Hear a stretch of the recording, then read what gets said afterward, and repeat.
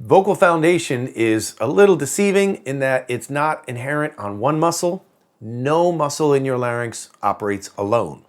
But what we're doing is going to ask solid bursts out of what is called the thyroid muscle. That's the muscle that goes through the vocal fold and gives it its bulk. To trigger a robust sound, you need to have a robust source. And that means that the mechanism inside the larynx, bringing the two folds together, needs to be coordinated with the air as just a precise amount of air. The closure itself, how the two folds come together, needs to be precise. And of course, the resonators need to be tuned to the sound we're intending. Now, all that complicated sounding stuff is going to simplify by, I'm going to ask you to sing 3 notes. But what we're going to do is make those notes very staccato. We're also going to make them a little loud. So I'll put a caveat in here in that any exercise should always be done at a comfortable level. Physically, there is nothing to gain if you are feeling tension or strain or any kind of dryness, which is usually a precursor to tension. We don't want any tickles. We don't want any swelling. This is not to create swelling. This is to create strength at the foundational level of your voice. So it's very simple. 3 notes, like so. But we want them to precede or have a prefix of a G, G sound. And what that will do is put the air pressure on your tongue instead of on your vocal folds. So it's a little bit of a buffer there to protect the health and welfare of the folds. It sounds like this. Ga, ga, ga, ga, ga. Ga, ga, ga, ga, ga. They're that short. Ga, ga, ga, ga, ga. Ga, ga, ga, ga, ga.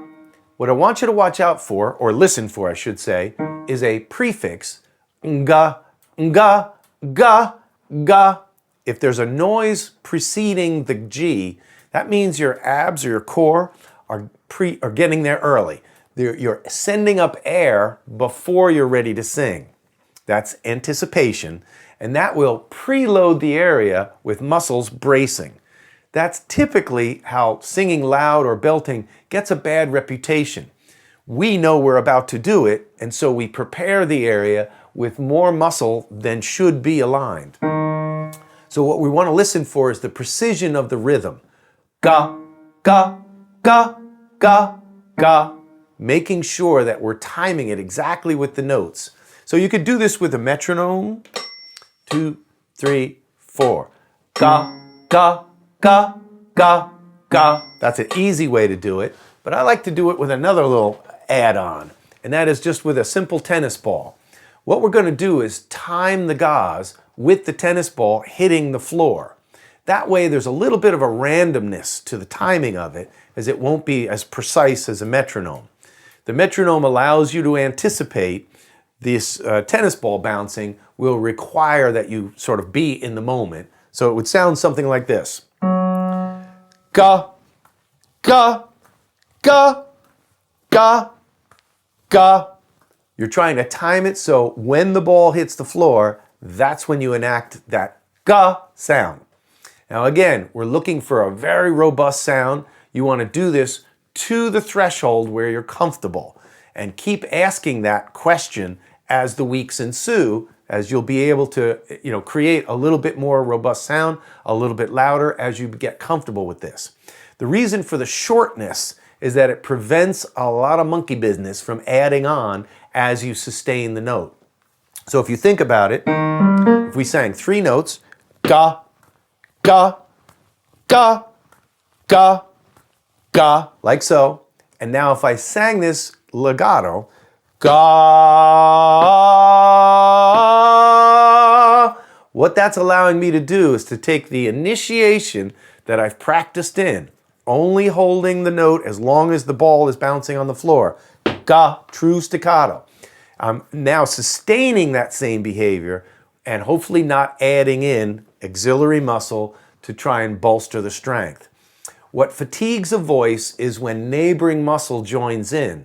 Those neighboring muscles are out of position, and so they will fatigue, And I've used this analogy before, like raising your shoulders when you're going to play something on piano will eventually fatigue the shoulders. And pianists don't use their shoulders to play piano. Lots of singers will use neck muscles, sternocleidomastoid and the trapezius back here, to give them a false sense of strength when they're singing big notes. So what we want to do is create some independence. So these muscles are off, they're passive, and the muscles that are actually responsible for the singing take the lion's share of the work. Those muscles are very, very small inside your larynx. It doesn't take a hurricane's force to produce really robust singing. So remember, pay the minimum amount for the sound you're creating and make sure there's no prefix or suffix. That means a sound afterwards. Ga, ga. If you hear that little sound afterwards, that means your vocal folds are managing the air, and they shouldn't be in the business of managing air. They should obviously be in just the business of vibrating. Don't you see? Can't you see?